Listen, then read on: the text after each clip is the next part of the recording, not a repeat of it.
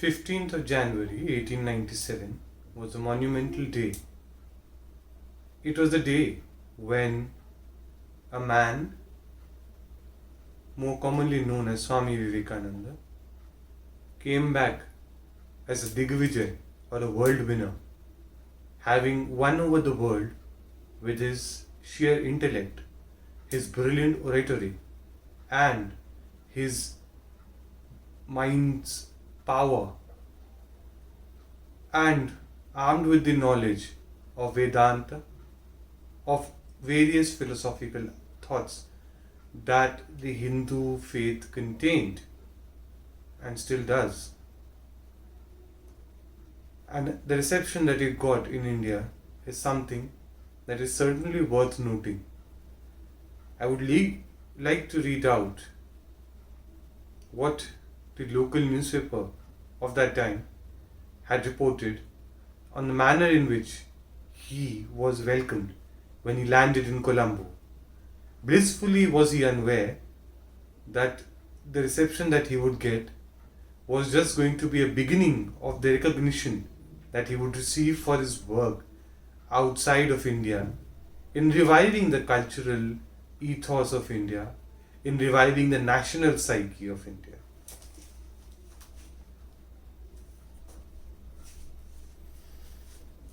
As the day was closing and the night approached, when the auspicious and sacred hour of Sandhya, noted by the Hindu Shastras as the best suited for devotion, came round as the harbinger of the coming great events of the day, the sage of noble figure, of sedate countenance, with large luminous eyes, arrived, dressed in the orange garb of a sannyasin, accompanied by the Swami Niranjananand and others.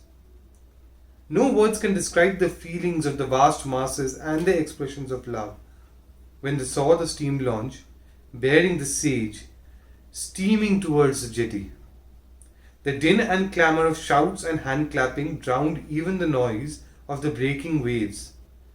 The Honourable Mr. P. Kumaraswamy stepped forward, followed by his brother, and received the Swami, garlanding him with a beautiful jasmine wreath. Then came a rush. No amount of physical force could hold back the great multitude. At the entrance to Barnes Street, a handsome triumphal arch, formed of branches, leaves, and coconut flowers, bore a motto of welcome to the Swami.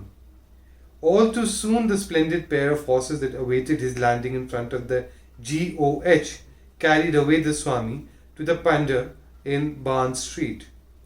Every available carriage was in use, and hundreds of pedestrians wended their way to the triumphant pandal, which was decorated with palms, evergreens, etc. There the Swami, alighting from the carriage, walked in procession, attended with due Hindu honours. The flag, the sacred umbrella, the spreading of the white cloth, etc. An Indian band played selected airs. A host of persons joined the procession at Barnes Street, and then, together with the Swami, marched on to another beautiful and artistic pandal in front of the bungalow prepared for his temporary residence in Cinnamon Gardens.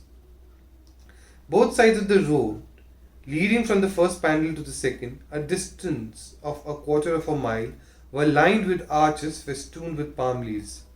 As soon as the Swami entered the second pandal, a beautiful artificial lotus flower unfolded its petals and out flew a bird. These charming decorations went unnoticed, for all eyes were on the Swami.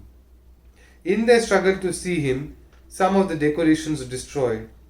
The sage and his disciples took their seat amidst a shower of flowers. After silence was restored, a musician played a charming air on his violin. Then the sacred Tamil hymns, the Tevaram, 2000 years old, were sung. A Sanskrit hymn composed especially in the Swami's honour was also intoned.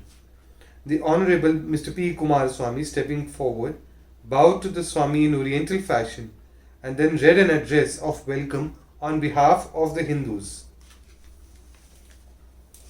Just imagine the power, the electrifying effect that the Digvijay Yatra of Swami Vivekananda had on the Indian consciousness and on the Indian psyche, on the Hindu mindset in particular, is it then no wonder that some people now claim that Swami Vivekananda was, in all senses, a one in 1,000 years phenomenon?